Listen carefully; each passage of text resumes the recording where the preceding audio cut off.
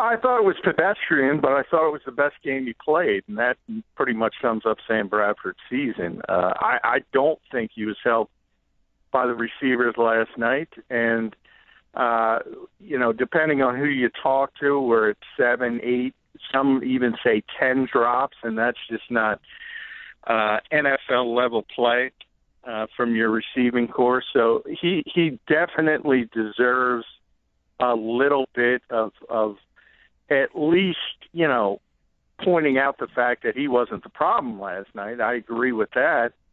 But at the end of the day, he's not special. You said it correctly. This is not getting that much better. It can show some signs from a quarter here and there or half here and there. But Sam Bradford, we've talked about it for a number of weeks now, is what he is, and that's an average to maybe below average NFL quarterback. Yeah, I mean, look, and I was on board with the trade. I would do the trade again. Hindsight, it is a different situation. If you told me 5 months ago you just made this trade, I'm all for it. It's not working out. That being said, part of the trade is if he plays less than 50% of the snaps, you get a 4th-round pick. Well, coming out of this bye, you will be in your 8th game, which means he would play less than 50% of the snaps unless Sanchez got hurt. With the opportunity to recoup a 4th-rounder, John, would you make a switch? No, I wouldn't. And the salary is part of it, and I'm just looking at the realistic expectation that Chip Kelly's the GM along with being the head coach. If I were strictly the head coach, it's a different conversation. Then I entertain it, and I certainly look at it. And I still think the ultimate destination is the same because, as I said, I thought overall that was Sam Bradford's best performance, and I don't think you're going to bench him off his best performance throwing the football. So I don't think in either scenario you make the move at this point. But the fact that it's not on the table points to the realization that Chip Kelly's the general manager of this football team. People have to realize it. He's wed to Sam Bradford. This was his decision. We've talked about the money. It's real, and that impacts decision-making, whether people want to believe it or not. No doubt about it. And I say this, look, if Chip Kelly, the GM, has deemed that Sam Bradford's not his quarterback, doesn't Chip Kelly, the GM, say, oh, then I need to get this 4th-round pick? You know what I mean? Yeah, you would think that. And I think we kind of talked about it last week when Chip's word of the day was global, and he doesn't have a global outlook during the season. He just thinks week to week. Well, general managers have to have a global outlook. Maybe the head coach doesn't, but the GM part of Chip Kelly has to have a global outlook. And if you can recoup a 4th-round pick, maybe you entertain it if you realize this guy's not your answer. But I think he's so hard-headed, he doesn't realize he's not the answer. He still thinks, as he gets more comfortable in this system, that things are going to improve. And by the way, I think if Chip Kelly tailored his offense around Sam Bradford, I think he would play better. We've talked about the zone read mechanics for weeks and weeks and weeks. He's not comfortable doing that. I think if you change things up and let him, you don't necessarily have to put him under center, but whether you're in the shotgun, the pistol, and you let him just run, drop back as a normal quarterback, I think he'd be far more comfortable and far more effective. But we all know that's not happening. Right. Well, that's my point is, John, it just doesn't – I'm not saying Bradford stinks and that he's awful and that he can't play in this league, but it just doesn't seem that this is the right fit for him. And you just mentioned the weeks prior, they were under center, it seemed to me. You might have a count on it, but they were under center significantly more, it seemed like, the previous weeks than they were last night. Yeah, they were. They were 17, which is significant for this team, a couple weeks back, and the concern there was that all 17 were runs, and it was a similar number.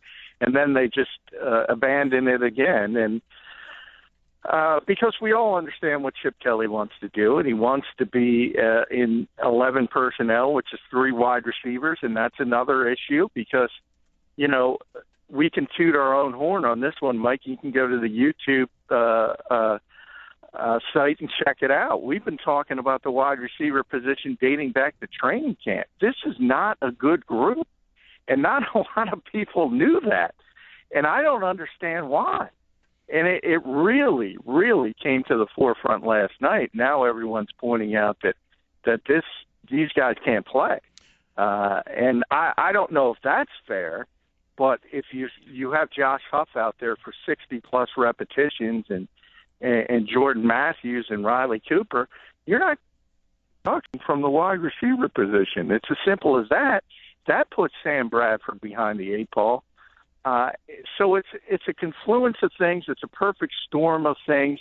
And right now, this team doesn't have the personnel on the offensive side of the football to be really, really effective on a consistent basis. John McMullen, 97.3 ESPN.com. He's got his quick hits up there titled Drop It Like It's Hot. The drops were a major issue last night. There's no question about it. And as you mentioned, they just don't have the talent at wide receiver. And it shows in the play calling, doesn't it? They don't have confidence in these guys to make plays down the field. He doesn't have confidence in the quarterback to make plays down the field.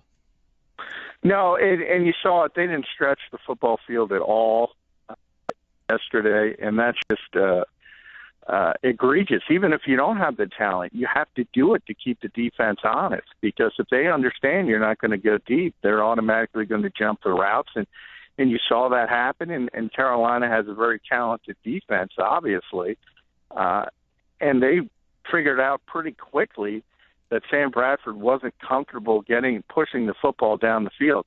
Whether that's Chip Kelly not giving him the option to do that, whether that's the quarterback not having confidence in the receivers, or the receivers just not being able to do it, we can have that argument. But the bottom line is this team doesn't stretch the football field. And it dates all the way back to Deshaun Jackson. You talk about it all the time. Jeremy Maclin would be a huge help. And right now, they haven't replaced those types of players. And people can talk about potential of Matthews, potential of Aguilar, but potential gets coaches fired. It sure does. And the potential of the coach right now, let me ask you, what did you think of the coach's game plan last night? Sam Bradford said it, that their plan was to attack underneath. What do you think of that game plan on offense? I don't like it. I think it shows the fact that you don't have confidence in the offensive line to hold off what hasn't been a great pass rush. And remember, this is before Jason Peters went down, and they had performed very well in pass protection. So I don't think that should have been a concern. And if you don't have confidence in your receivers to get downfield, again, that's fine. I understand it. I agree with it. But that doesn't mean you don't push the football, because good things can happen. You can get a pass interference call. You can get an illegal contact. You can pick up a first down here and there. The way the NFL has turned into as far as officiating and things of that nature, if you're 3rd and 15, you almost have to push it down the football field, because you might get that flag, even if it's not going to be a successful play. Mm-hmm. But you'll also have to trust the quarterback and understand he's not going to throw the football and turn it over. Sam Bradford has done that through the first 6 games, but he didn't do that yesterday. So I thought it was a strange game plan overall. Me too. I agree with that. What did you think of the run game? I know the Matthews and Murray thing. You tweeted last night, let it start again. I thought his explanation today was a little head-scratching, that Matthews seemed to be hurt on a run that happened prior to a 63-yard run, where to me that was evident as to why he is the guy that needs to touch the ball more, is because he ran away from the defense. He shot it into another gear, and yet Kelly's trying to tell us he had a groin injury, and that's why he wasn't on the field. To me, that's just a poor excuse as to that he doesn't have a hand on who's in the game right now. Yeah, and this might be the first time we bring this up, and I'm going to bring it up. And one of the issues maybe with this team is that the head coach is the play caller, and maybe that shouldn't be the case, because on game, it's very difficult to sit there and call plays and also manage everything else you have to do on the sideline. Very few coaches do it for good reason. And one of those issues is the fact that you don't understand which personnel is in the game for each play call, and you're relying on your assistant coaches. I don't know if he's trying to protect you, Staley, and the fact that he didn't go with the hot hand, which was obviously Ryan Matthews, or he truly had a groin injury, but he certainly didn't know about it last night. So it wasn't brought to his attention on the sidelines, and You would think Deuce would want to tell the head coach that, hey, one of your key offensive weapons of the game, groin. So there's a lot of questions that need to be answered, and maybe one of them is, we always talk about Chip having 3 jobs. It's general manager, it's head coach. It's maybe there's too much on this guy's plate. Good point. John McMullen, 97.3 ESPN. Check out stuff at the Trending Bar. Click on McMullen's Eagles coverage. You can check out from last night. Really, the penalties, John. I talked about this. In fact, it was my key to the game on Friday was the Eagles are the 31st, ranked 31st in the league in penalties. Carolina ranks second. The least amount of penalties called, second best in the league. The Eagles are the second most penalized team in football. And really, that was a big factor last night. The undisciplined nature of this team. And Kelly tries to defend it today by saying, well, I told my guys they're a good football team. You know, you just take away this penalty and that. But you don't take away those penalties because it's one thing if it's only 1 week that those penalties happen. They're the second most penalized team in football, John. That's on the coach, isn't it? Yeah, generally, discipline, and especially pre-snap penalties, I think that's what you have to look at. I haven't put as much stock, and we talked about that last week, in the penalties as other people, simply because that's the way the NFL is going. Penalty calls are way up. I'll tell you that. Let me just interject real fast. At halftime last night, just to, in basketball, a lot of times, you try to keep those penalties even. When you look up, you want the referees to try to do their best to keep the penalties, the fouls somewhat even. It was 6-0 last night. Carolina was not penalized in the first half at all. Yeah, and you really see it. It does come to the forefront when you have a clean team, and you don't have many clean teams. Carolina happens to be one of them. So it does hurt in that aspect. I don't think it's hurt that much in games prior, even though they're ranked 31, and I point to Seattle when they won the Super Bowl. They were 32nd. They were dead last. So it's changed a little bit over the last 4 or 5 years in the NFL because there has been such a precipitous rise in penalty calls. I think the larger concern for most coaches, and Kelly's included in this, is those pre-snap penalties. When you have those are the ones that kind of you pull your hair out over. As far as pass interference, hands to the face, illegal contact, a lot of guys just write them off because they understand, especially if you're on the road, you're going to have a few of those going against you. There's no doubt about it. This team is very sloppy. The drops, the penalties, I think the play calling was very suspect last night. The quarterback play average. In the end, John, 3-4 into the bye week. How do we describe this Eagles football team at the bye week? Better defensively than we thought, and much worse offensively than we thought we were going to see. And generally, when you head into the bye week, NFL teams do a self-scouting week where they look at themselves instead of the upcoming opponent. And obviously Philadelphia will do that, but I think they have to be serious about it. It doesn't have to be a lip service thing, and that's what I think it's going to be. Chip admitted today he's not thinking about a quarterback change. He's not thinking about any drastic changes. And I think this team should make a drastic change. And if they're going to go with Sam Bradford as the quarterback of this team, and they're going to try to win this division with him, I think the drastic change should be moving to Pat Shurmur as the play caller, Chip Kelly take a step back and be the head coach on Sundays. Now, I say that, but we all know that's not going to happen.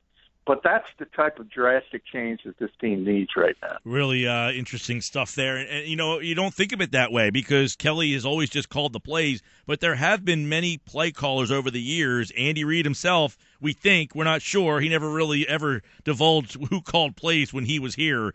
But we see a lot of a lot of head coaches start as the play caller, Jason Garrett, and then pass that on just because, as you said, it becomes on game day just too much on your plate. Chip, do you think today, were you at the press conference today? Yes. Okay. Felt listening to him for the first time that, man, this guy sounds like a guy who's out of ant, who just doesn't want to step to the mic. I mean, a lot of times he gets snippy, he gives you this. He seemed like a guy that was beaten today. Did you sense a different Chip today?